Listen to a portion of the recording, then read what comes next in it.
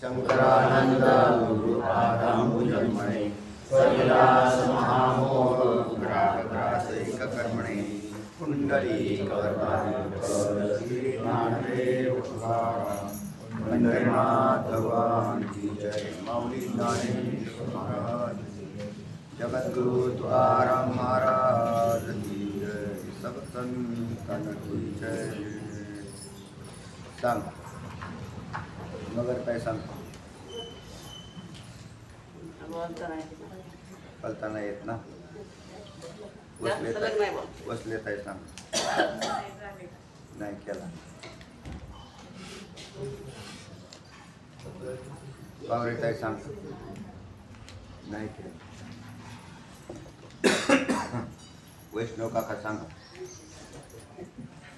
पाहिलाच नाही नाना सांगा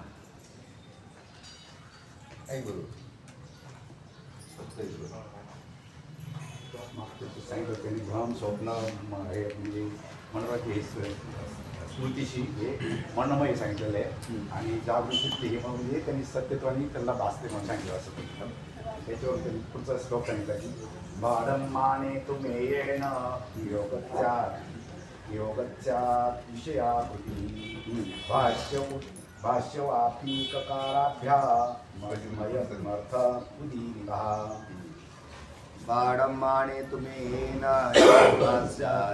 विषयाकृती भाष्यवार्थे ककाराभ्यामर्थ उदीरितः।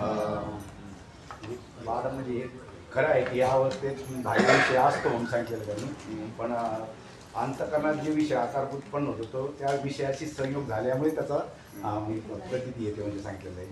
बाह्य विषयाशी अंतःकरण वृत्तीचा जो संयोग होतो आणि त्या विषयाकार वृत्ती बनते म्हणजे विषयाकार उत्पन्न झालेला विषयाकार जो परिणाम तो जर झाला तर मग त्याचा विषयाशी संयोग झाल्याप्रमाणे आपल्याला वाटतं किंवा भासतं असं आणि मग त्याच्यानंतर त्याच्यामध्ये ते ज्ञान होत असतं। म्हणून हा विषय कल्पित असला काय खरं तर सत्य विषय अस्तित्वातच नाही सगळे विषय कल्पितच आहे जगतही कल्पितच आहे वेदांच्या दृष्ट्या आणि स्वप्नातले विषय सुद्धा मनोराज्यामधले कल्पितच आहे चिंतनातले कल्पितच आहेत भ्रमातले कल्पितच आहेत हे सगळे कल्पित विषय आहेत आणि त्याच्यात विषय मग त्याचं तरी ज्ञान कसं होतं समजा कल्पिताचं ज्ञान कसं होतं तर समांतर प्रोसिजर तशाच प्रकाराने होतं की अंतःकरण वृत्ती कारण तिथे एक कल्पित प्रमाता कल्पित प्रमाण कल्पित प्रमेय हे मानावं लागतं स्वप्नामध्ये एक कल्पित प्रमाता मानावाच लागेल तुम्हाला जो प्रमाता आहे तो कल्पित आणि त्याच्या मग तिथे अविद्यावृत्ती अंतःकरण वृत्ती नाही म्हणली स्वप्नामध्ये तर अविद्यावृत्ती त्या कल्पित विषयाचा आकार धारण करते आणि त्या ठिकाणी ज्ञान होताना दिसतं तर तेव्हा शंका अशी होती की जागृतीतला व्यवहार वेगळा आहे आणि हा जो भ्रमातला व्यवहार किंवा स्वप्नातला मनोराज्याचा व्यवहार जो आहे तो वेगळा आहे पण तसं दिसत नाही त्याचं उत्तर सांगता येते आता भाष्यकार श्री शंकराचार्यांनी वार्तिकाकार सुरेश्वरकार यांनी पण हे आताच सांगितलेलं आहे की जसं जागृती सुद्धा जेव्हा अंतःकरणाची वृत्ती इंद्रियाद्वारे ज्यावेळेस बाहेर जाते आणि त्या विषयाची संयुक्त होते संयोग होते भाष्यकार आणि वार्तिककार शिष्य आहेत भाष्यकारांचे आणि त्यांनी जे श्रवण केलं आचार्यांकडं त्या आचार्यांकडे श्रवण केलेलं आहे तर त्या श्रवणाचं त्यांनी सुद्धा विश्लेषण केलेलं आहे म्हणजे भाष्यावरती अजून सोप्या प्रमाणात कसा तो विषय पटला जाईल सांगितला जाईल तर तो वार्तिक जे आहेत ती आचार्यांच्या भाष्यावर आधारित आहे तर त्याच्यामध्ये सुद्धा विषय वेगवेगळ्या पद्धतीने एकच विषय वेगळ्या पद्धतीने हाताळला जसा माऊली ज्ञानोबरायांनी ज्ञानेश्वरीची जी रूपी टीका आहे ती मूळची भगवद्गीताच आहे आणि भगवद्गीतेवरचीच टीका आहे आता या कितीतरी प्रवचनकार एका ओळीवर तास बोलतात 2-2 तास बोलतात किंवा कितीही बोलता येऊ शकतं तर ते त्याचं काय झालं विश्लेषण मूळ सिद्धांत एकच धरून त्याच्यावर सोप्या पद्धतीने रुचेल पटेल असं सांगणं. तेव्हा सुरेश्वराचार्य सांगतात जेव्हा अंतकरणाची वृत्ती इंद्रियाद्वारे बाहेर जाते त्यावेळेस ती विषयाचा तिचा संयोग होतो आणि त्यावेळेस त्याच्यासारखीच त्या आकाराची होती. आणि जर तेव्हा प्राण्याची जी त्यावेळेस त्या विषयाचं ज्ञान होतं म्हणून सांगितलं जीवाला. आणि तसं व्यवहारातही अंतकरण विषय आकार झाल्यामुळेच प्रत्यक्ष ज्ञान होतं म्हणून सांगितलं. प्रत्यक्षामध्ये का परा सांगितले की प्रत्यक्षाची साधना काय काय आहेत? करण म्हणजे इंद्रिय. प्रत्यक्षाचं ज्ञान करून देणारी वाचस्पती मिश्रांच्या सहित 6 इंद्रिय धरली, कारण ते मनाला इंद्रिय धरतात. शब्दाला सहकार्य मानतात. हां, ते तत्वज्ञानातलं झालं. पण इंद्रियाचा इथला आपल्या प्रत्यक्षाच्या रीतीमध्ये 6 किंवा भगवद्गीतेने बी 6चा विषय सांगितला आहे. मनःष्ठानी इंद्रियाणी प्रकृतिस्थानी कर्षति. तर तेव्हा हे प्रत्यक्षाची ज्ञान होत आहे तिथं. आणि त्या वेळेला तिथं आता वृत्ती निघण्याच्या जागा सांगितल्या होत्या गेल्या वेळेस. तिथं आता त्वगेंद्रिय आला. त्वगेंद्रिय हातामध्ये त्वगेंद्रियाची व्याप्ती पूर्ण शरीरात आहे. आणि मग ते हात असा पाठीमागा असेल तरी इथं भासतंय मला की हे मऊ पदार्थ आहे. आणि त्या पदार्थ कोणत्या आश्रयाने राहतो त्याचंही आणि त्याच्या आश्रयाचं सुद्धा ज्ञान त्वगेंद्रियाला होतं असं लिहिलं ना विचारसागरामध्ये की तो त्या कोणत्या आश्रयावर या आश्रयाचं सुद्धा ज्ञान होते म्हणतात. तर त्या तिथं सुद्धा अंतःकरणाची वृत्ती मग त्या त्वगेंद्रियातून जर या विषयाशी संयोग पावलीच नाही, त्याच्याबरोबर संयोग पावली नाही तर ज्ञान कसं होईल? म्हणून तिथं संयोग होतो. तर सगळ्या इंद्रियांचं असंच लावून घ्या. अगदी श्रोत्रेंद्रियाचा सुद्धा शब्दाचा संयोग होतोय. इंद्रिय जे अत्यंत सूक्ष्म आहे, कानाच्या कर्णाच्या साठ्यामध्ये आतमध्ये जे अत्यंत सूक्ष्म इंद्रिय आहे त्या गोलकाच्या आत असणारं आणि त्या इंद्रियाचा शब्दरूपी सूक्ष्म विषयाशी. शब्द विषय कसा आहे हो? अति सूक्ष्म. हे बाहेरचे तरी लौकिकातले आपल्याला स्थूल वाटतात. हे रूपाला म्हटले हे स्थूल दिसतंय आम्हाला रूप याचं, पण शब्द तर अदृश्य दिसतोय. तो आकाशाचा गुण असल्या कारणाने. आणि तो त्याच्यामध्ये ज्या वेळेला संयोग पावतो त्या शब्दरूपी गुणाचा श्रोत्रेंद्रिय असणारं ते इंद्रिय किती सूक्ष्म आहे, कारण ज्ञान करून घेणारे इंद्रिय त्याच्याही पेक्षा सूक्ष्म पाहिजे. आणि तिथं ज्ञान होतं ना तिथं. चला तर काय म्हणतात सर ऐका. त्यामुळेच व्यवहार जे अंतकरण विषय आकार झाल्यामुळेच प्रत्यक्ष ज्ञान होते असं म्हणजे सिद्धांत सांगितलेला त्यांनी. आणि तो हे आम्ही पदार्थ सांगत नाही ते काय म्हणतात भाष्यकार श्रीमद शंकराचार्य आणि सुरेश्वराचार्य यांनी सांगितलेले. मोठ्यांची उदाहरणं दिली म्हणजे छोटे येतात त्याच्यात. तसे दोघंही काय येतात मोठे आहेत. आचार्यांचे शिष्यही मोठे आहेत, आचार्य मोठे आहेत. आणि आम्ही तेवढ्याच उंचीचे माऊली ज्ञानावर आहेत, तुकोबर आहेत, हे सुद्धा तेवढेच मोठे आहेत.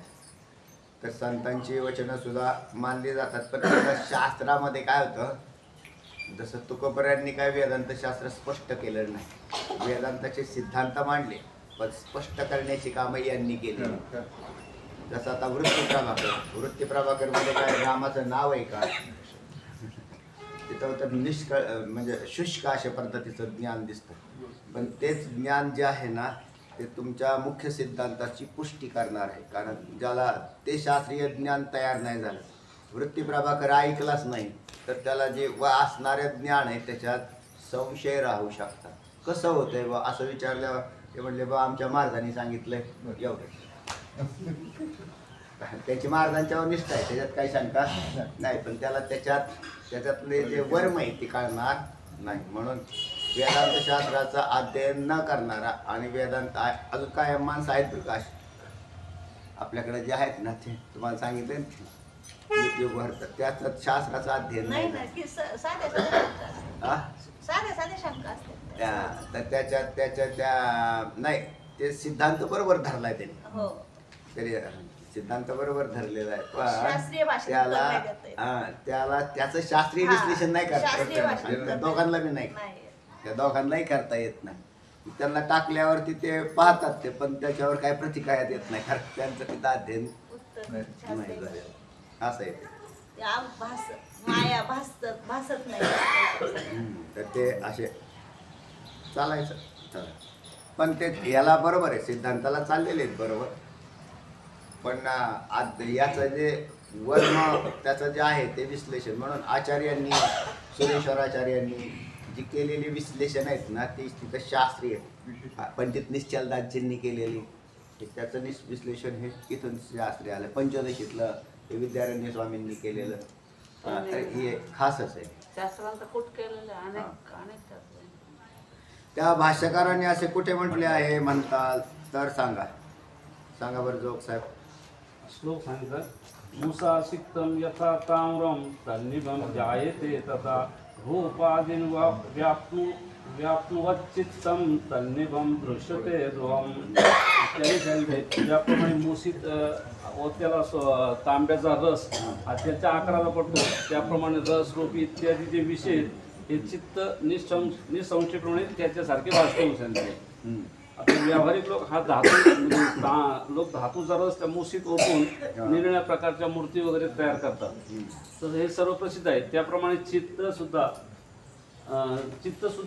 चित्त रूपादी विषयांना व्यापून त्याच्या आकाराचे होते असे त्यांच्या श्लोकात सांगितले. कशी प्रक्रिया आलेली बरं विषयाचं ज्ञान होताना सांगा आम्हाला. प्रक्रिया कशी आलेली विषयाचं ज्ञान होत असताना म्हणजे अंतःकरण वृत्ती इंद्रियाद्वारे बाहेर जाऊन कोणत्या इंद्रियाद्वारे बाहेर जाऊन आता घटाचं ज्ञान कसं होतं ते सांगा. अंतःकरण वृत्ती ही नेत्रेंद्रियाद्वारे जाऊन त्या पदार्थाशी तदाकार होते. पण अंतःकरण वृत्ती जड आहे कशी काय जाईल. जड पदार्थ अंतःकरण उपयुक्त चैतन्य अंतःकरण जड पदार्थ हा क्रियारहित राहत. त्याला क्रिया करण्यासाठी कशाचं सहकार्य लागेल मग. अंतःकरण उपयुक्त चैतन्याची वृत्ती तर ती जाती आणि ती विषय चैतन्य क्रिया प्रधान नाही. तर ज्ञान प्रधानता आणि क्रिया प्रधानता हे लक्षात राहिलं पाहिजे.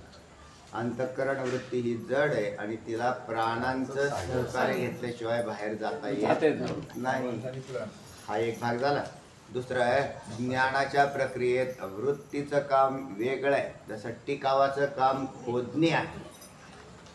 टिकाव टाकल्याबरोबर तो खाली गेला मग टिकावाने ते भूमीचा जो भाग आहे त्याचं छेदन केलं.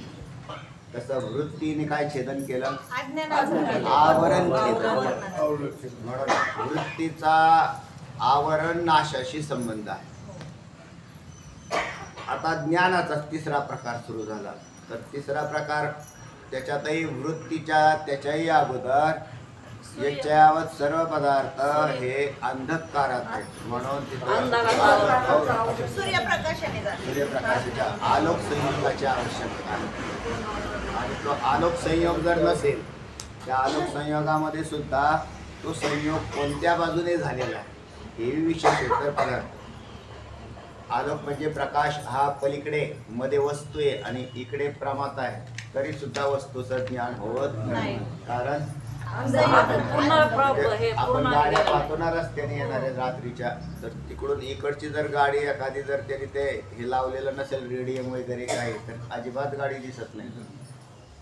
आणि ते विशेष करून जे ग्रामीण भागात ट्रॅक्टर आहेत का यात कुठेच त्याच्या ह्याच्यावर काहीच नाही.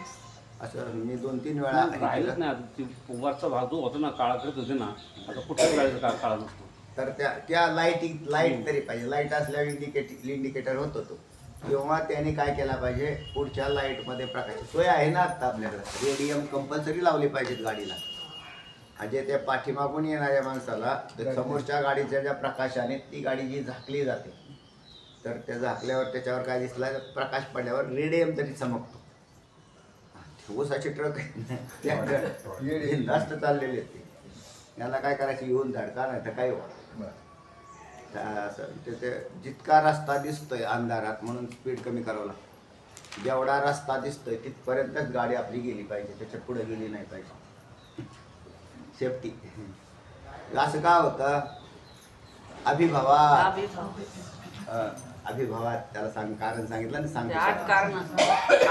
असा आलोक संयोग हा त्या वस्तूशी मागून नाही पाहिजे तर सन्मुख पाहिजे पुढून. म्हणून आता इथे वस्तू येईल इकडून असा प्रकाश टाकला तर प्रमात्याला ही वस्तू ज्ञात होते. म्हणून वृत्ती तिथे पोहोचण्याच्या आधी आलोक संयोग असावा लागतो. मग वृत्ती जाते आवरण छेद करते आणि विषय उपहित चैतन्य आणि अंतःकरण वृत्ती उपहित चैतन्य यांचं एकदेशित्व हे ज्ञानाला कारण आहे. म्हणून तिथं ज्ञान होते असं. म्हणून मुशीत ओतल्याला असं जरी उदाहरण आलेलं असेल तिथं, तरी तिथं वृत्ती तदाकार होते. आता तिथं मुशीमध्ये रस त्या आकाराचा होतो, मुशीच्या आकाराचा. तसा इथे वृत्ती त्या पदार्थाचा आकार धारण करते. या पदार्थाचा आकार वृत्ती धारण करते आणि मग या पदार्थाचं अंतःकरणामध्ये म्हणजे हे याला म्हणतात विषय. विषय उपहित चैतन्य, कारण सर्व पदार्थ हे चैतन्यमय आहेतच. सगळे पदार्थ हे चैतन्यातच आहेत. चैतन्य व्यापक आहे आणि हे पदार्थ कुठे येतात? चैतन्यातच आहेत. म्हणून प्रत्येक विषय उपहित चैतन्य हे होतं. आता प्रत्येक विषय उपहित चैतन्य तर झालं. आता याचा मिलाप कसा होईल, संयोग? तर अंतःकरण वृत्ती जी प्राणाचं सहकार्य घेऊन गेलेले चिदाभासा सहित, तर त्या ठिकाणी गेल्यावरती जिथे अंधार नाही म्हणजे आलोक संयोग आहे, त्या ठिकाणी त्या प्रमेयरूपी वस्तूचा अज्ञान नाश केलं जातं. ते अज्ञान नाशाची एक प्रक्रिया आणखी भिन्नच आहे. कारण तिथं वस्तू असताना सुद्धा अज्ञान राहू शकतं. म्हणून आप्तवाक्य, ते खोऱ्याचं उदाहरण मी सांगत असतो अन्नाचं. तिथं पदार्थ तर पडलेला आहे, प्रकाश आलोक संयोग सुद्धा आहे, तरी सुद्धा ज्ञान होत नाही. त्याला परत आप्तवाक्य आलं. आप्तवाक्य म्हणजे यथार्थ वक्ता, विश्वास ठेवणारा. तर तिथे परत आणखीन त्याच्यात आलं की हा परमात्माचा हे ज्ञान. बरं आता तिथे पदार्थ सूक्ष्म आहे. अजून एक आहे, मुख्य सिद्धांतात गेला तर आणखीन थोडासा गुंता असा आहे की आत्मा हा काय दृश्य नाही, चैतन्य दृश्य नाही. म्हणजे अदृश्याचं दर्शन करून देण्यासाठी तर आप्तवक्ता लागतोच लागतो आणि वाक्य महावाक्यच लागतं. म्हणून महावाक्य आणि आप्तवक्ता म्हणजे सद्गुरू, तर हे दोन जर नसतील तर ब्रह्म आत्म्याचं ज्ञान होणार नाही. म्हणजे त्याला ज्ञान होणार नाही हे नक्की. म्हणून या दोन्ही गोष्टी लागतील. आता त्याच्यातही म्हणजे त्यांनी ते बरोबर घेऊन गेले त्याला तिथपर्यंत. तर ते करत असताना म्हणून या सगळ्या प्रक्रिया ऐकायच्या नसतात, तर जाणायच्या असतात. त्याचं ज्ञान झालं पाहिजे तुम्हाला. म्हणून त्यासाठी सगळ्यांनी अनुवाद केला पाहिजे. नाही तर मग तो नुसतंच ऐकलं जाईल. ते ऐकल्याने काय होईल, ऐकल्याने माहिती होईल. पण माहिती झाल्याने सांगा बरं म्हटलं की म्हटले नाही आम्हाला नाही माहिती, म्हणजे परत तिथे गोंधळा तयार होतो. तर हे थोडं सूक्ष्म आहे हे. म्हणून ऐकत असताना पूर्ण अनुवाद केला पाहिजे. तर चला सांगा आता. हा दृष्टांत भाष्यकारांनी म्हणजे तांब्याचा रसाचा का दिला अशी कोणाला शंका जरी येईल तर त्याच्यावर त्यांनी सांगितलं दृष्टांत हा सर्वसाधारण असला पाहिजे. हा एक नियम दिला की दृष्टांत सगळ्या लोकांना म्हणजे जास्तीत जास्त दृष्टांताची व्याप्ती सर्वसामान्यांपर्यंत आली पाहिजे. सोनं काय सगळे पाहतात का? गरीब माणसाचा कुठं संबंध आला त्या सोनाराच्या दुकानाशी? तरी का त्याच्या दुकानात काय गरीब लोक येतात का? तिथं तो श्रीमंत. आणि पूर्वी बी होती दुकानं, पूर्वी बी होती सोन्याची, तसं काही नाही. पण त्या मुशी म्हणजे साचे त्याची आणि त्याच्यातला एवढं कोण पाहायला गेलेलं आहे. पण मी तुम्हाला म्हटलं की पहिले आपण गावात तांबटकर यायचं, चौकातच बसायचं. तिथे त्याचे धंदे वितळायचे, त्याचा संबंध येत. हा आहे भांड्याचे कारखाने बी होते पूर्वी. साधारण जे तालुक्याची गावं तिथे बी होती. तर हे म्हणून तिथं तांब्याचा दृष्टांत आणलेला आहे. चला बाकी काय त्यांनी ताम्र धातूचा आग्नेय संपर्क झाल्यानंतर रस तयार होतो आणि तो त्या याच्यात मुशीत ओतल्यामुळे त्या आकाराचा तसा थंड झाल्यानंतर तसा आकाराचा होतो. पण बुद्धी सुद्धा तसं रस हा मुक्त स्वरूपाचा आहे. आता शंका आहे. आता खरं तर असं आहे, दृष्टांत हा सिद्धांताशी कधी बरोबरी करत नसतो. दृष्टांत काही अंशात कमीच असतो. तिथं आपण लावून घ्यायचा दृष्टांत फारला त्याला चघळण्यात काही अर्थ नाही. सिद्धांत पटला की काम झालं. मग आता पण तरी बी एक शंका येते. कारण शंका कशावरून आली? मूर्त आणि अमूर्तवरून आली. आणि तशी शास्त्रीय शंका आहे ती की तुम्ही दृष्टांतात मूर्त तांब्याचा रस हा मूर्त आहे, साचा मूर्त आहे आणि तयार झालेली मूर्ती सुद्धा मूर्त आहे. मूर्त आहे. आता इथे ज्या प्रमेय वस्तू आहेत, समजा घटपटादी म्हटलं तर हे मूर्त आहेत, याचं काही शंका नाही, ते मूर्तच आहे. पण अंतःकरणाची वृत्ती ही मूर्त दिसत नाही. तर आम्ही तिथं तांब्याच्या रसात रस शब्द प्रयोग केलेला होता. त्या रसाच्या ठिकाणी 2 गुणधर्म येतात, मूर्तता आणि अमूर्तता. थंड झाल्यावर अमूर्त आणि अग्नीची संयोग पावला की मूर्त. आता वृत्तीच्या ठिकाणी अमूर्तता हाच गुणधर्म आहे. असं नाही होत की तिथं ते ठाशीव अशीच राहिली, तर तिने ज्ञान करून, कारण ती तर असे ज्ञान करते की लगेच चंचल असल्याने लगेच दुसरीकडे निघून जाते. असे दिवसभरात किती ज्ञान होतात आपल्याला, हजारो ज्ञान होतात. ते माणूस झोपल तेवढाच काहीतरी डोळे झाकून बसतं, असं ते बी झोपला असं तरी बी अमूर्त. पुन्हा मानसिक पदार्थ उत्पन्न होतातच, असे डोळे बी झाकले तरी मानस चिंतन चालूच होतं त्याचं. तर तेव्हा ही जे वृत्ती जी आहे ती अमूर्त आहे. मग कसं काय करायचं महाराज, तर मला दुसरा दृष्टांत देऊ म्हणते पुढं. आता त्यांचं पुढचे एक श्लोक सांगितले आहेत त्याच्यात सांगा. बुद्धी कशी विषयाकार होत नाही. हं?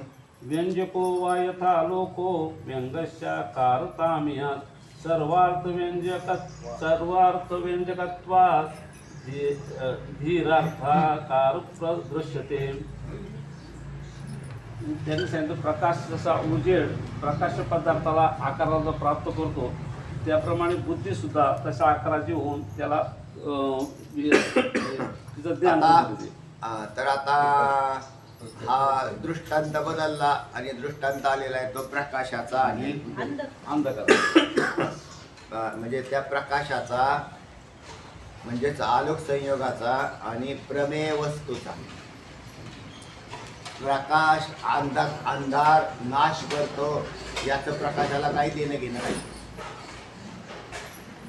सूर्याला अंधार माहीतच नाही आणि प्रकाशाला अंधार माहीतच नाही.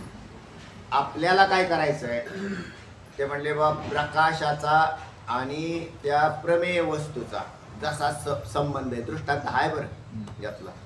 आता प्रमेय वस्तू म्हणजे हा गट म्हणा फूल म्हणा काय अडचण नाही. तर ही प्रमेय वस्तू आणि ही जर इथे जर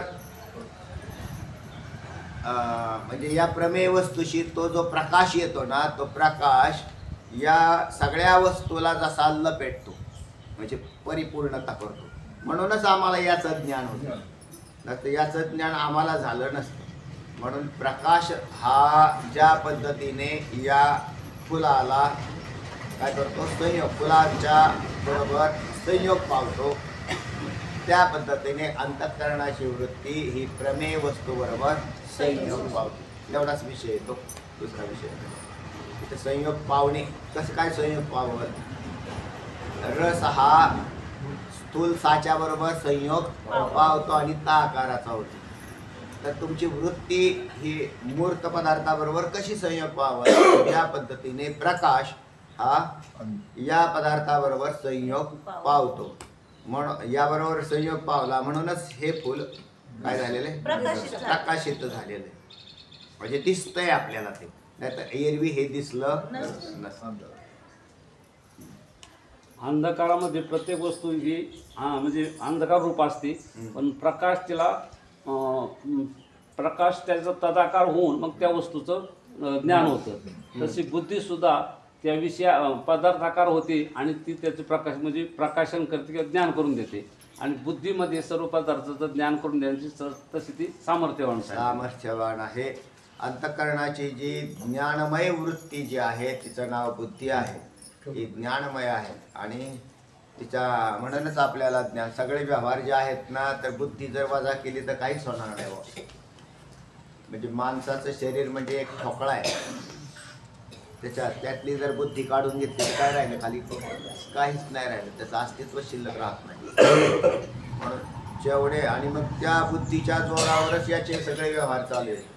एवढे शोध लागले विज्ञानाचे, इतके शोध लागलेले, ते कशामुळे लागले, याच बुद्धीने लागले. याच बुद्धीने लागले तर नाही मला सर्दीच झाली बायला बी झाली. तर त्या बुद्धीचं जे वैशिष्ट्य आहे की बुद्धी ही त्या प्रमेयरूपी पदार्थाच्या आकाराची होऊन मग संशोधन जरी करायचं झालं तर त्याचा आकार जर धारणच केला नाही तर संशोधन तरी कसं काय होईल. म्हणून बुद्धी ही त्या काय म्हटलं विषयाच्या आकाराची होती विषयाच्या आकाराची होती. आणि मग विषयाचं ज्ञान करून दिलं. नंतर त्याचं ज्ञान होतं. मग ते ज्ञान हे होत असताना कसं होतं तर त्याच्यामध्ये स्वरूपाचं ज्ञान हे एक वैशिष्ट्य बरं का विज्ञानामधलं वैशिष्ट्य आहे. त्या पदार्थांची स्वरूप काय आहेत याचं ज्ञान झाल्याने शोध लागलेले, वरून विषय पाहून नाही शोध लागलेले की त्याच्यात कोणते गुणधर्म काम करतात, प्रत्येक पदार्थामध्ये कोणते गुणधर्म असतात, त्याचं स्वरूप काय असतं. ते न्यूक्लिअर बॉम्बच्या याच्यात संशोधनात ते कसं डिवायडेशन होतं, त्याचे विभाग घटक कसे विभागले जातात. तर त्याचं ते वरून काय दिसतं बरं. आता युरेनियमचं वरून काय दिसतं आपल्याला डोंबाल वरून काहीच नाही दिसणार, पण त्याच्यातलं ते संशोधन आणि कितीतरी पान आहे. तर हे आता हे मोबाईलचं जरी झालं तरी याचे दोन्ही लहरी कशा काम करतात हे कसं आहे सूक्ष्म संशोधन आहे. तर त्या पदार्थांच्या स्वरूपाशी संबंध यावा लागतो आणि त्यानंतर ते ज्ञान होतं. म्हणून हे पुढचं अजून त्याच्या पुढचं बुद्धी किती सूक्ष्म आहे. म्हणजे बुद्धी नुसत्या या स्थूल पदार्थाचंच ज्ञान करून देते असं नाही, तर त्याच्या स्वरूपाच्या पर्यंत जाऊन पोचते आणि त्याचं मग ते संशोधन होत असतं त्याच्यात. प्रकाश आता हे जर असं होत असेल तर एक यत्किंचित सामान्य पदार्थांची स्वरूप जर ज्ञात करून देत असेल बुद्धी सामान्य स्वरूपांची, जसं आता केमिकलचा एखादा प्राध्यापक असेल तर तो काय करतो त्या केमिकलच्या त्याच्यातल्या एखाद्या आपले होते प्राध्यापक कुलकर्णी काका त्यांची आठवण केमिस्ट्रीचे प्राध्यापक होते बरं पाठाले शास्त्रज्ञ होते ते हुशार. आणि मग ते त्याच्यातला एखाद्या केमिकल्सचं आणि मग त्याचे गुणधर्म त्यांचे आणि मग ते कुठे वापरता येतील, कसे वापरता येतील, अन्य पदार्थाशी कसे संयोग केल्यावर कसं त्याच्यामध्ये वेगळीकता निर्माण करता येईल. तर हे सगळं संशोधन हे मंडळी करत असतात. कशाच्या जोरावर करतात बुद्धीच्या जोरावर. तुम्ही आम्ही तरी काय करतोय बुद्धीच्या जोरावर आकलन करायचा प्रयत्न करतोय.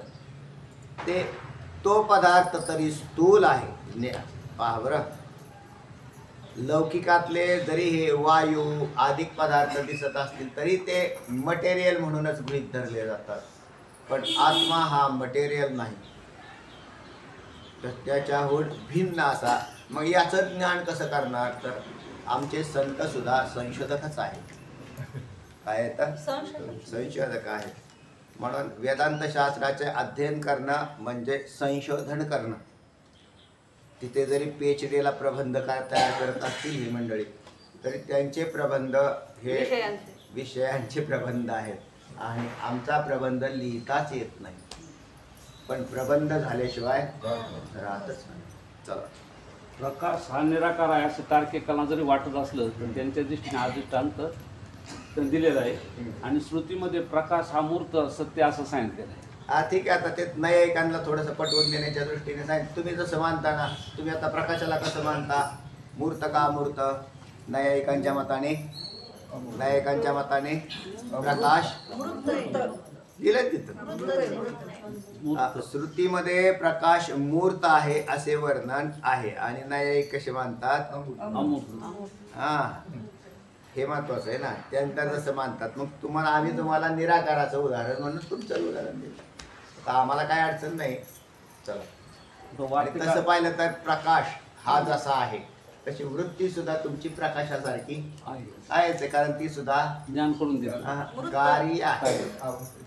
काय आहे कार्य आहे. कोणाचं कार्य येते अंतःकरणाच्या प्रकाशक परिणामाला वृत्ती असं म्हणतात.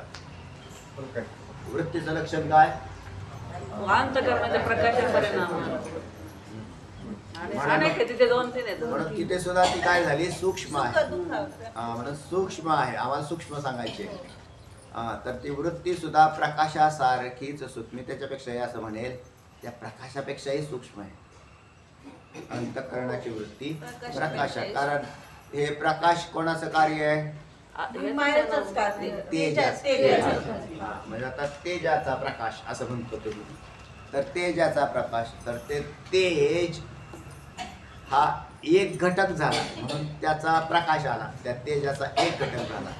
पण अंतःकरण वृत्तीमध्ये तर पाचही भूतांचे प्रकाश चढलेले आहेत.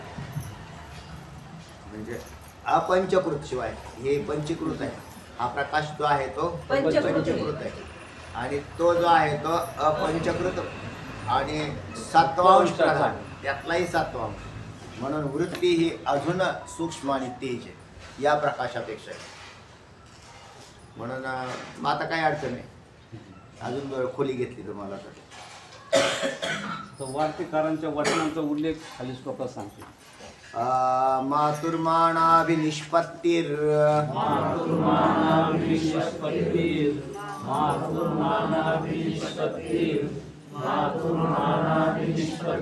निष्पन्नं मेयमेति तत्.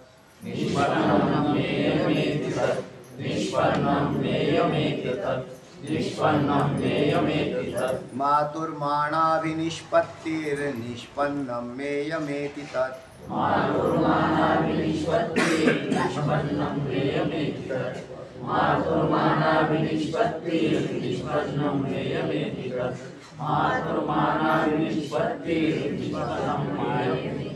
मेयाभिसंगतं तच्च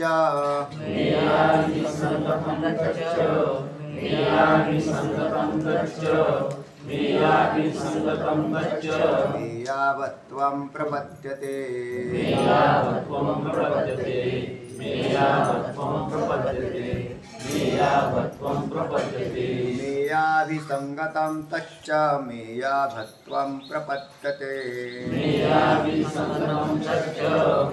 तच्च मेयावत्वं प्रपद्यते. मातुर्माणाभिनिष्पत्तिर्निष्पन्नं मेयमेति तत्. मेयाभिसंगतं तच्च मेयाभत्वं प्रपद्यते.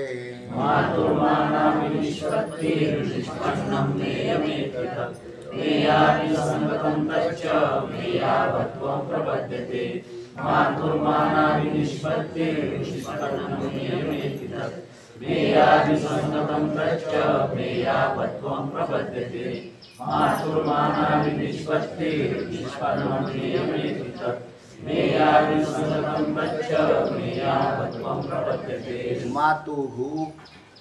मानाभिनिष्पत्तिः निष्पन्नं मेयम् एति तत्.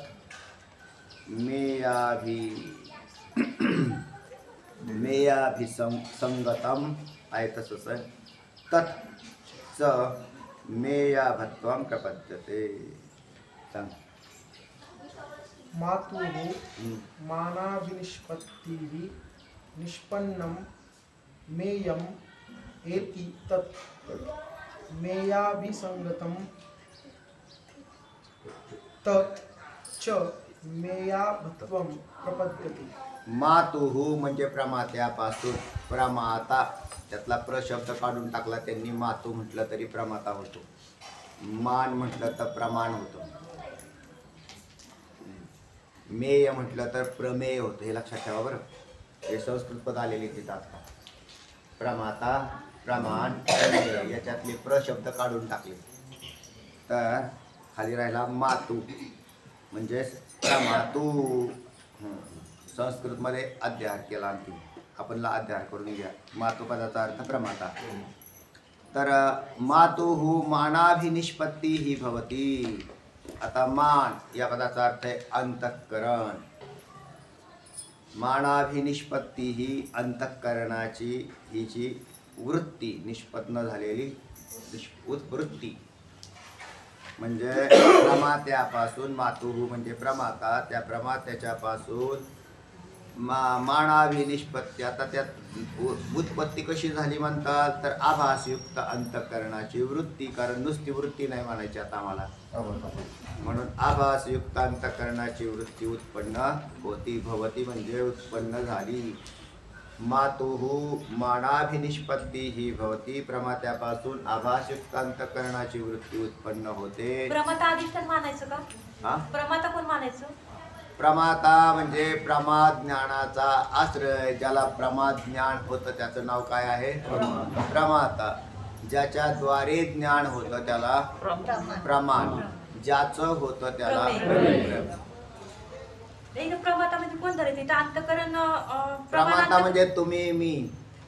चैतन्य धरायचं का? माझ्या अंतःकरणाची वृत्ती म्हणजे प्रमाता. प्रमाद ज्ञानाचा आश्रय कोण आहे? तो पाहणारा हा काय?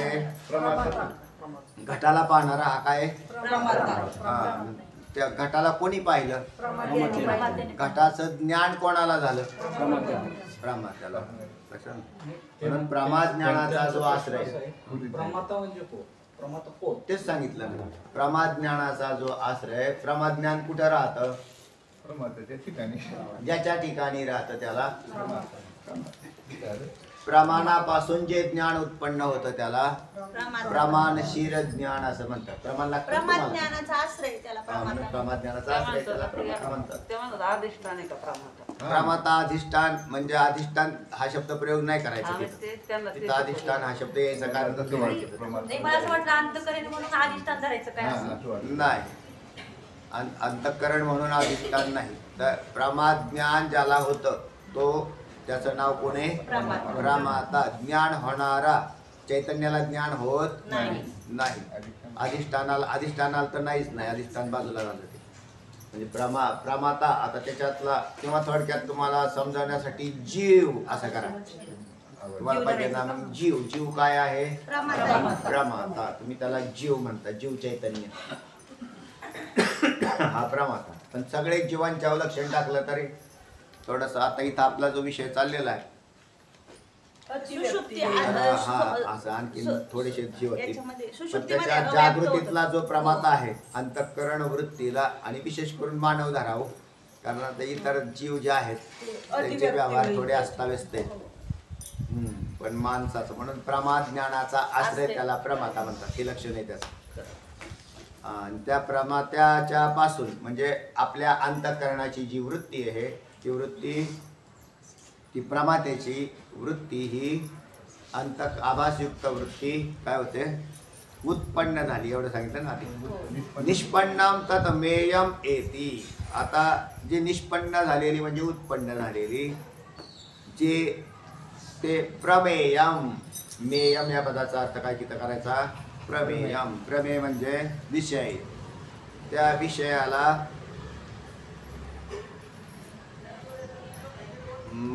काय झाली? ती प्राप्त होते. म्हणजे प्रमेय विषयाला ते प्रमाणाच्या द्वारे विषयास प्राप्त होते असं म्हणायचं तिथे. त्यांना डायरेक्ट विषय टाकला ना प्रमेयला. विषयास प्राप्त होते पण प्रमाणाच्या द्वारे होते, कारण वृत्तीला प्रामाण्याची आवश्यकता प्रमाण लागेलच ना मध्ये. नुसती वृत्ती जात नाही का? मग त्याला प्रमाणाच्या द्वारे खाली लिहिताना लिहिलं म्हटलं त्यांनी मान विषयास. नाही, मान बरोबर आहे. मान या पदाचा अर्थ प्रमाण. मान या पदाचा अर्थ प्रमाण. मे या पदाचा अर्थ प्रमेय. त्यांना मागचे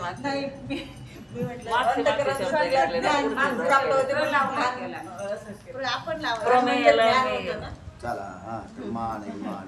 अर्थ बदलले. तेव्हा अंतःकरण वृत्तीरूप मान, वृत्तीरूप मान म्हणजे प्रमाण काय होतं? नुसतं मान म्हटल्यावर तुम्हाला आपली मान लागत.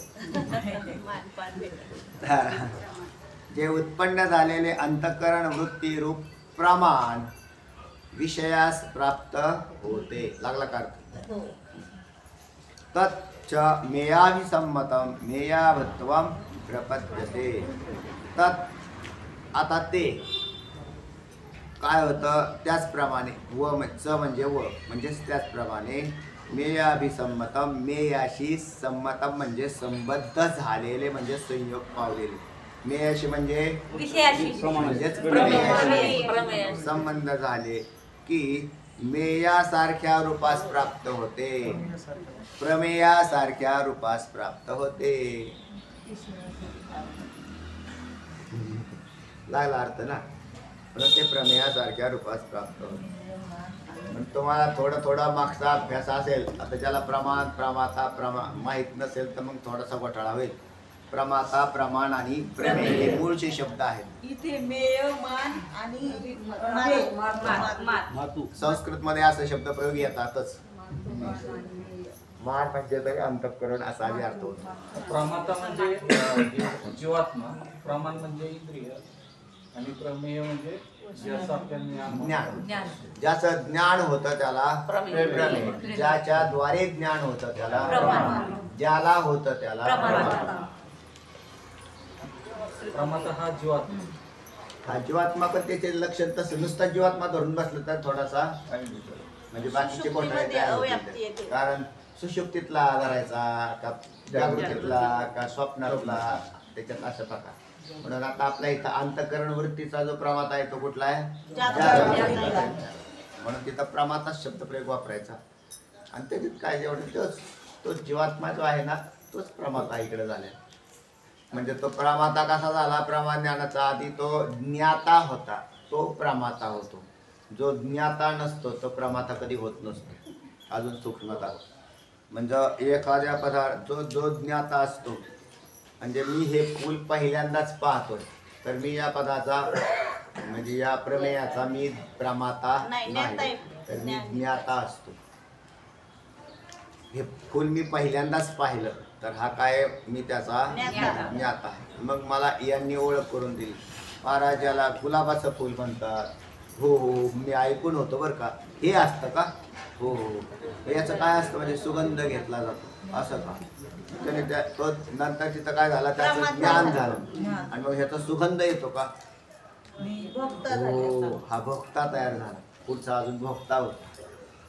ज्ञाता, प्रमाता, ज्ञाता, प्रमाता, भोक्ता अशी त्याच्यात बदल होता. तोच पहिला ज्ञाता, नंतर प्रमाता, म्हणजे प्रमाद ज्ञानाचा विषय. तो आता तिथे झाल्यावर त्याला ते एकदा त्याची ओळख झाल्यावर किंवा असा कुठं गार्डन मध्ये फिरायला गेला त्याला ते दिसल्यावर ते म्हणतात हो लय सुगंध व्हायचा बरं का. तिथं भोक्ता होतो आणि भोक्ता आहे तो अधिक संबंधित होतो. म्हणजे केवळ भोक्ता कोणी नसतो. जर विषयाचं ज्ञान नसेल तर भोक्ता होत नाही.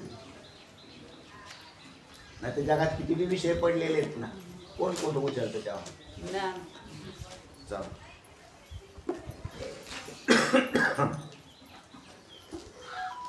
वाचा.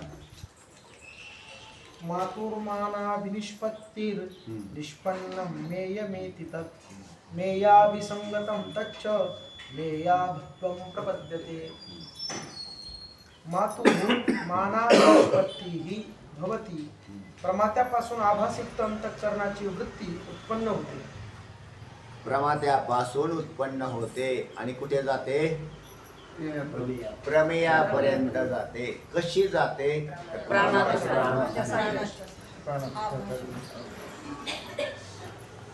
आपल्याला त्याच्यात ज्ञान तर झालं पाहिजे ना, ते कसं होतं हे कळालं पाहिजे. ते ज्ञान हे जर तुम्हाला याला म्हणतात बाह्य पदार्थ ज्ञानाची रीती. याचं नाव काय?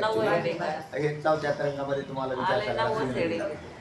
आणि मग त्या बाह्य पदार्थ ज्ञानाची रीती जर तुम्हाला चांगली कळालेली असेल तर तुम्हाला त्याचंच विश्लेषण आता पुढं उलटी केली जाते. बाह्य पदार्थ ज्ञानाची रीती आणि सूक्ष्म पदार्थ ज्ञानाची रीती. त्याला अंतर नाही म्हणता येत ऍक्च्युली. आत्मा हा सर्वत्रच भरलेला आहे ना, मग तो आत बी आहे आणि बाहेर बी आहे. तो आत बी आहे आणि बाहेर बी आहे. आता वृत्ती आत्म्याला आत्म्याकडे जातच नाही, कारण आत्म्याचं ज्ञान करू शकत नाही. वृत्तीचं काम फक्त अज्ञान आवरण नाशापर्यंत सीमित आहे. आणि मग ज्ञान कसं होईल तर अंतःकरण वृत्ती ही निवृत्त होते त्यावेळेला प्रमेयाचा आविष्कार होतो असं म्हटलं. आणि मग तो कसा होईल? वृत्ती निवृत्त व्हायची असेल तर काय करावे लागेल? मग ध्यानादी साधनांनी सहकारी बनवलेले त्यांना. ध्यानाने आत्मा कळाला असा नाही, तर त्याला सहकार्य केलं. ध्यानाने आत्मा नाही कळाला, पण ध्यानाने बाह्य विषय तोडले. आणि वृत्तीला निवृत्त करण्याची प्रक्रिया चालू झाली तिथे. एखादी ओली जागा असते, ओलसर जागा असते, त्याला शुष्क करण्यासाठी बाष्पीभवनाची आवश्यकता असते. आणि बाष्पीभवन, त्याचं जर बाष्पीभवन झालं की त्यातलं पाणीही निवृत्त होऊन जातं, उडून जातं. ते पूर्वी असतं. अगदी त्याच पद्धतीने वृत्तीचा आणि विषयांचा नित्य संबंध आहे चांगला, आणि आपला तर अगदीच जास्त आहे. म्हणजे ओलावा पुष्कळ आहे त्याच्यामध्ये. पण ती ज्या वेळेला ही ध्यानादी साधनं आहेत ना, ती तप्त करण्याची कामं करतात, की त्याला ती बाहेर काढून तिथं.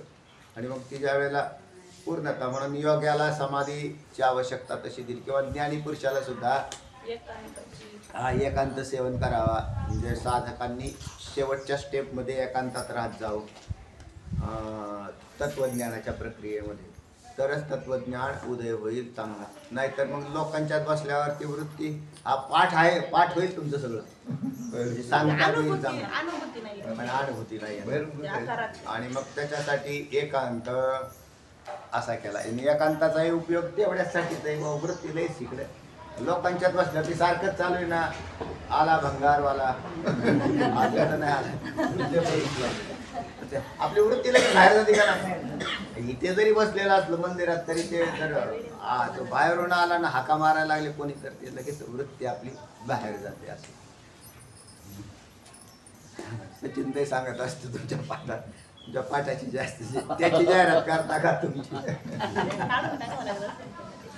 चला, काय काय वेळेला तर ते ऐकू बी येत नाही की काय चाललेलं आहे. थोडंसं आहे, बरं झालं.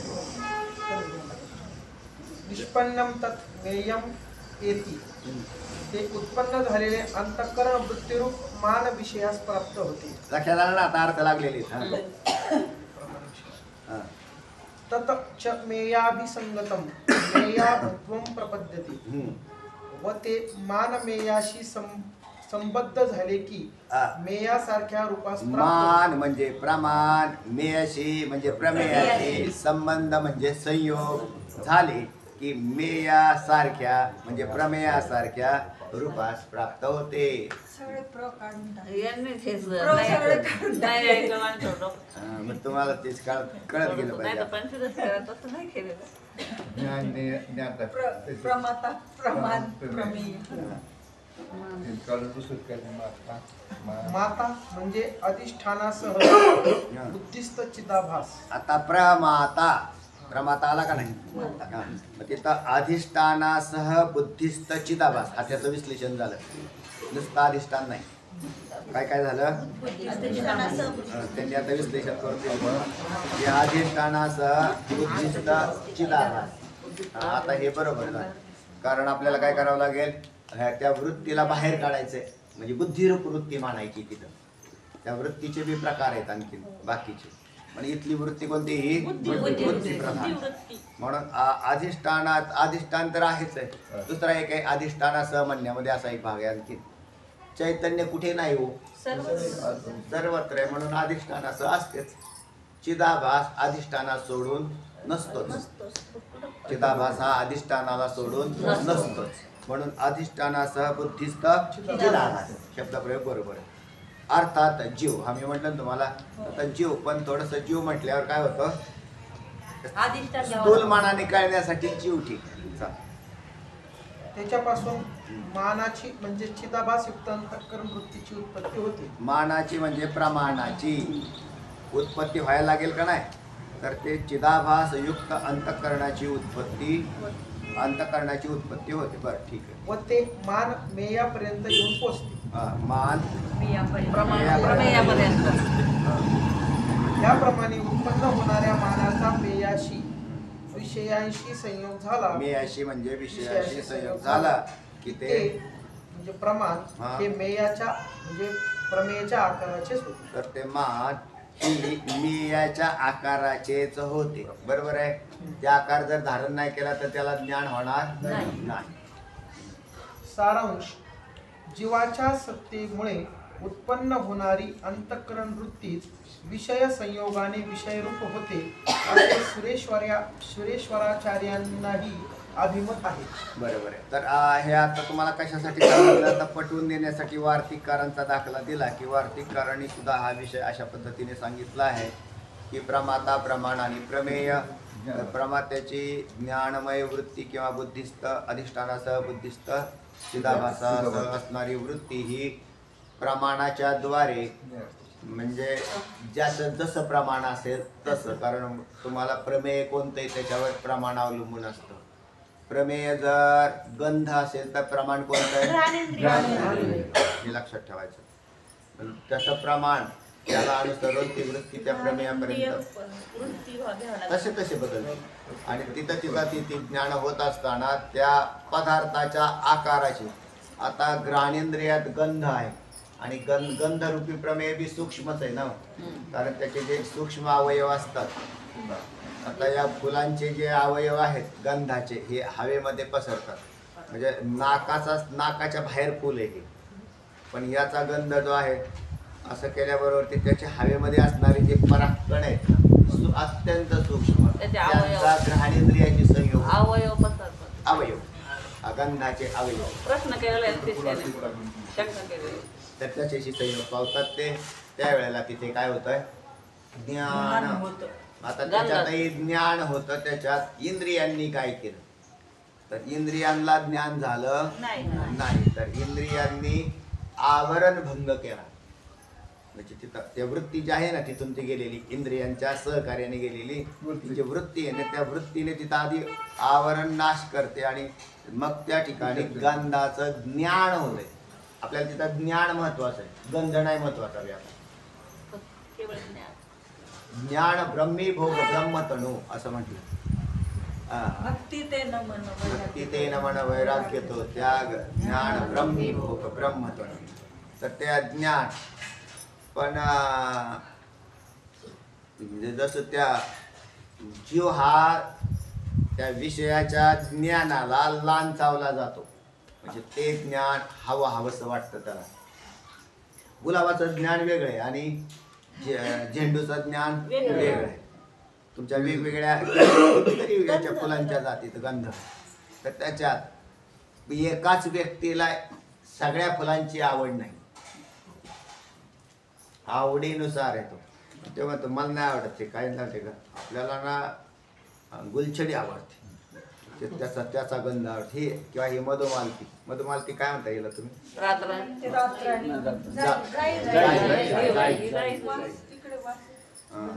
जायची फुलं. मग ते जायचे तर ते संध्याकाळच्या वेळेला तिथं बरोबर गंध चालतो त्याचा. ते असे दरवेळेस फार छान वास येतो आणि ते घेण्यासाठी तो जीव पुन्हा पुन्हा प्रयत्न करत राहतो. याला गुंतणं असं म्हणतात.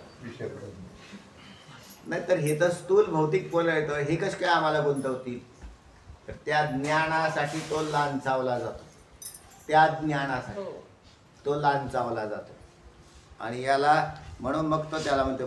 तर त्याला त्या ज्ञानासाठी गुलाबजामुन जरी खाल्ला रस इंद्रियाचा विषय आला ते म्हणते तर त्याचं ज्ञान होतं. त्या ज्ञानासाठी.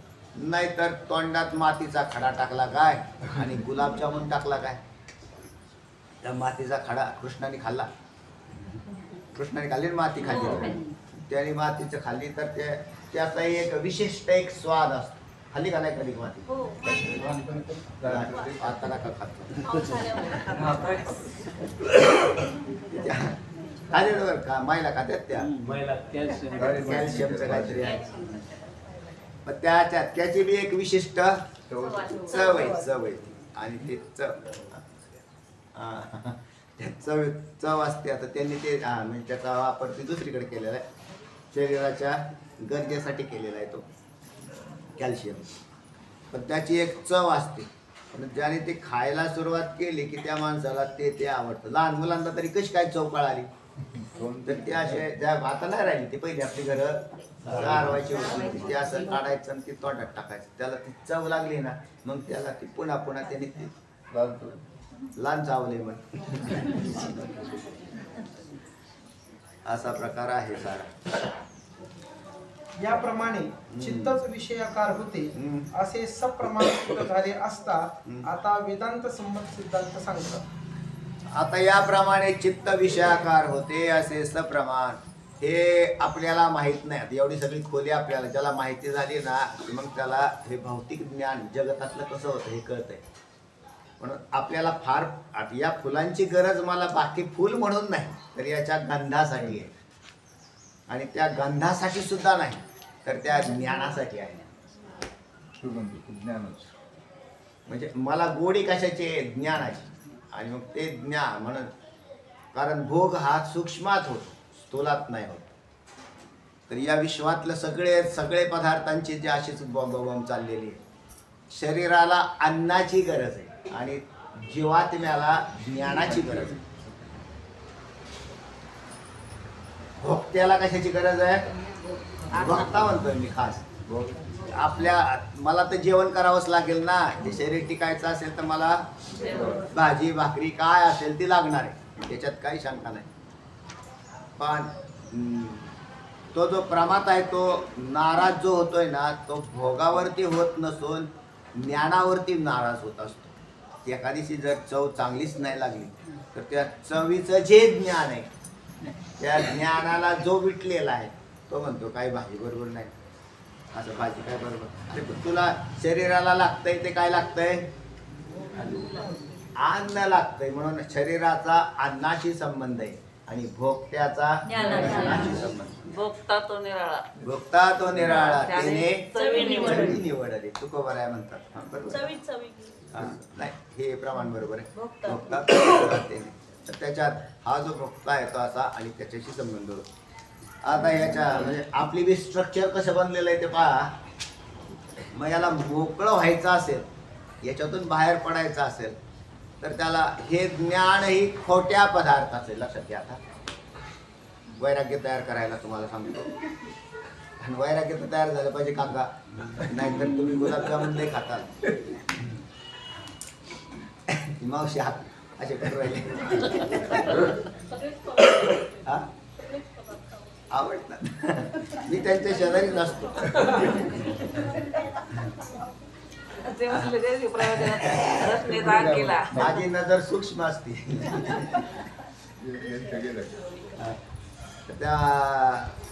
चला त्याच्यामध्ये विटणं हा प्रकार जो आहे, तर हे जे ज्ञान आहेत नाही खोटी आहेत ना हो,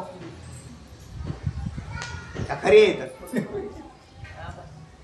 समजा रसनेंद्रियाचे सगळेच पदार्थ ठेवले आपण. या सगळ्या पदार्थांच्या चवी भिन्न आहेत, रस भिन्न आहेत त्याची आणि चवी भिन्न आहेत. आणि त्याच्या ज्ञानासाठी हा जीव लांछावलेला आहे. आणि ते ज्ञान करून घ्यायचं. त्याला भजे खायचे म्हणजे भजे नाही पाहिजे त्याला.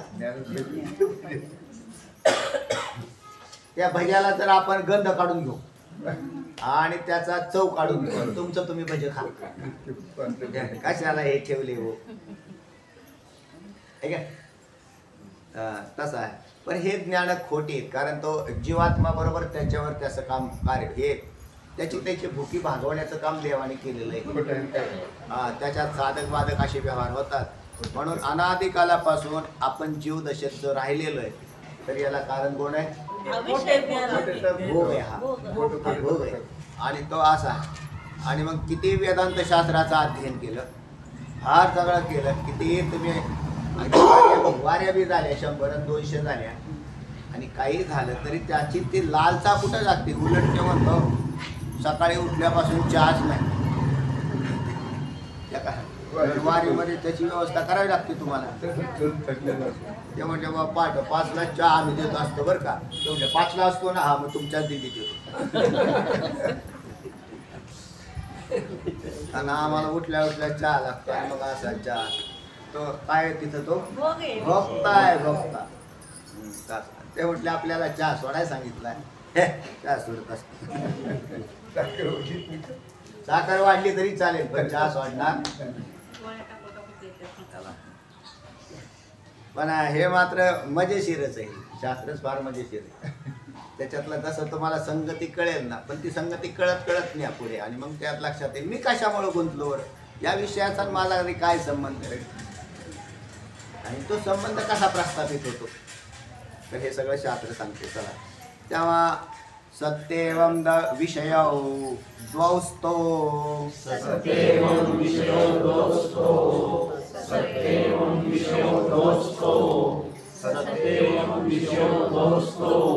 घटौ मृण्मय धीमयौ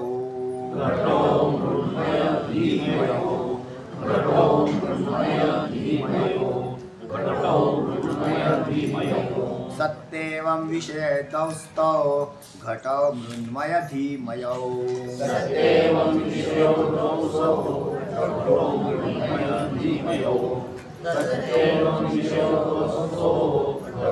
मृण्मय धीमयौ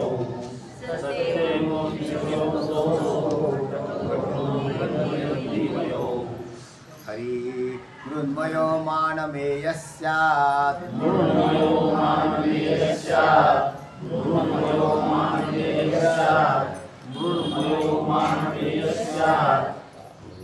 हरि साक्षी भाष्यस्तु धीमयः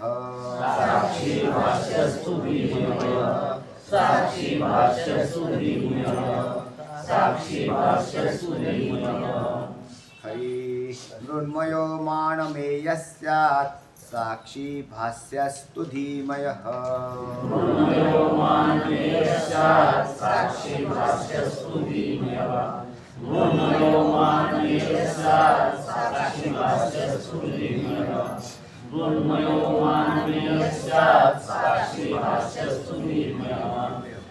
हरि सत्येवं विषयौ दौस्थो घटो मृण्मय धीमयौ मृण्मयो मानमेयः स्यात् साक्षी भाष्यस्तु धीमयः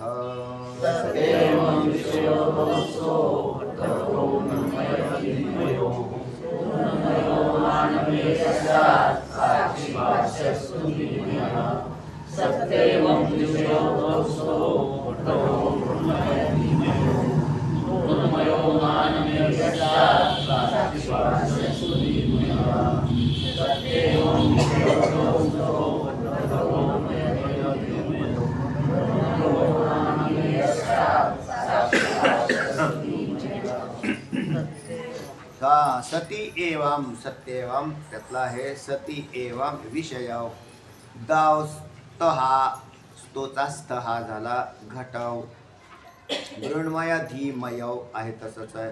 मृण्मय हा मानमेय हा दिव्य आहे स्यात् साक्षी भाष्य हा तू धीमय हा म्हणताय का. सती एवं विषय द्वौ स्तः घटौ मृण्मय धीमयौ आहे तसंच आहे. पदचित नाही केला. मृण्मय हा मानमेय हा स्यात् साक्षी भाष्य हा तो धीमय हा. सांगा बरं काय पडसाहेब. विषयो दौ स्तः घटो मृण्मयो धीमयो मृण्मयो हा मानमेय हा स्यात् साक्षी भाष्य हा तू धीमय हा.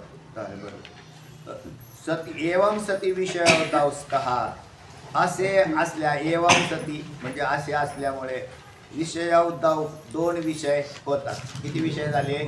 दोन. कुठं दोन विषय झाले. एकच गुलाबाचं फुल आहे ना. कुठे एक आहे का दोन आहे.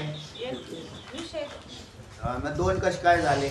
एक मानाने निर्माण केलेला झाला का नाही आणि एक प्रकृतीजन्य विषय जसे पाठीमागं म्हटले होते मनोमय स्त्री आणि जीवाने केले. मनोमय स्त्री आणि ईश्वर मांसाची स्त्री, मांसमय स्त्री आणि मनोमय स्त्री. आता इथे सुद्धा विषय दोन तयार होतात. ऐका बरं, सुंदर विषय चालू झालाय. एवं सती विषय दोस्त हा असे असल्यामुळे विषय दोन होतात. घटाव मृण्मय धी म्हणजे बुद्धी, घटाव मृण्मय धीमय वर्तते. म्हणजे दोन घट कसे म्हणतात तर एक घट मृण्मय म्हणजे मातीचा आणि दुसरा धीमय म्हणजे बुद्धियुक्त. मय म्हणजे युक्त, मय पदाचा अर्थ युक्त. मृण्मय मातीमय, नंतर दुसरा बुद्धिमय, असे दोन घट झाले ना. त्यानंतर मृण्मय हा घट हा मानमेय हा स्यात्. म्हणजे मृण्मय घट मानाला म्हणजेच प्रमाणाला गोचर होतो. कोणता घट प्रमाणाला गोचर होतो? मातीचा घट. घटच नसेल मातीचा तर तुमचा मनोमय धीमय घट तयार होणार नाही. म्हणून धीमय घट हा मृण्मय घटावरती आधारित आहे. धीमय हा तू साक्षी भाष्य हा असती, पण धीमय घट साक्षी गोचर आहे ते सांगितलं आता. हे धीमय घट, धी म्हणजे बुद्धी, बुद्धिमय असलेला घट कसा आहे? साक्षी गोचर. त्याचा म्हणजे गोचर म्हणजे ज्ञान. तो साक्षीला साक्षीकडून जाणला जातो. गोचर म्हणजे जाणला जाणं. गोचर पदाचा अर्थ काय इथला आता? जाणला जाणं. तो कोणाला जाणला जातो? साक्षीकडून जाणला जातो. वाचा. सत्येवं विषयो दोस्तो घटो मृण्मय धीमयो मृण्मयो मानमेय साक्षी भाष्यस्तु धीमयः. अन्वयार्थ एवं सती विषयो दोस्तः असे असल्यामुळे विषय दोन होतात. हे दोन विषय कळाले का तुम्हाला? होतात ना. एकाचं ज्ञान होत आहे, ते तो घट तयार झाला का नाही, तो मनामध्ये तयार होतो. आता मी ह्या फुलाला पाहिलं तर हे फुलाला मी जाणल्यानंतर मी डोळे जरी झाकले तरी माझ्या बुद्धिवृत्तीमध्ये एक फुल आहे आणि ते कसं आहे? त्याचं ज्ञानमय आहे म्हणजे बुद्धिमय धीमय आहे. आणि दुसरं जे आहे ते प्रमेय. तर हे बाहेरचं जे फुल आहे ते बाहेरचं ईश्वर निर्मित आहे. घटो मृण्मय धीमयो वतते, धीमयो वतते. एक घट मृण्मय व दुसरा धीमय असे दोन घट झाले. बिलकुल. मृण्मयः घटः मानमेयः स्यात्. मृण्मय घट मानाला गोचर होतो. धीमय मानाला म्हणजे प्रमाणाला. धीमयः साक्षी भाष्यः अस्ति, पण धीमय घट साक्षी गोचर आहे. धीमय घट कसा आहे? साक्षी गोचर आहे. आणि मृण्मय घट हा कसा गोचर आहे? प्रमाण. तर प्रमाण काम करतंय आणि इथं साक्षीला गोचर आहे हा. म्हणजे मातीच्या घटाचं ज्ञान होण्यासाठी प्रमाणाची गरज आहे तिथे, म्हणून तो प्रमाणाच्या मार्फत तसं ज्ञान साक्षीलाच होतंय त्याचं. म्हणजे मृण्मय घटाचं ज्ञानही कोणाला झालं? पण प्रमाणाच्या मार्फत झालेलं आहे म्हणून तिथं झाला. आता धीमय म्हणजे बुद्धीमधला घट आहे, त्याला इथं इंद्रियाची गरज नाही, कारण बुद्धी कुठे आहे? अंतर्गत. म्हणून सूक्ष्म आहे, तिथं तुम्हाला गोचरता साक्षीकडून डायरेक्ट, म्हणून त्याला साक्षी भाष्य असंही म्हणतात. मला शब्द गेला ना. चला. कोणत्याही ज्ञानाला विषय होणारा पदार्थ दोन प्रकारचा असतो. दोन प्रकारचा असतो. उदाहरणार्थ आपण मातीचा घट हा पदार्थ घेतल्यास तोही एक अंतःकरण वृत्तीला विषय होणारा व दुसरा त्या वृत्तीलाही प्रकाशित करणाऱ्या प्रमात्याला गोचर होणारा असा द्विविध असतो. म्हणजे दोन प्रकारचा असतो. नेत्रादीद्वारा मातीच्या घटापर्यंत जाऊन वृत्ती घटाकार होते व ह्या वृत्तीला साक्षी म्हणजे प्रमाता जाणतो. बरोबर. एकंदरीत पदार्थाचे द्विविधत्व सिद्ध झाले. सिद्ध झाले. इथं सिद्ध झालं, डोक्यात सिद्ध झालं का? म्हणजे कळालं का? कळालं ना सगळ्यांना?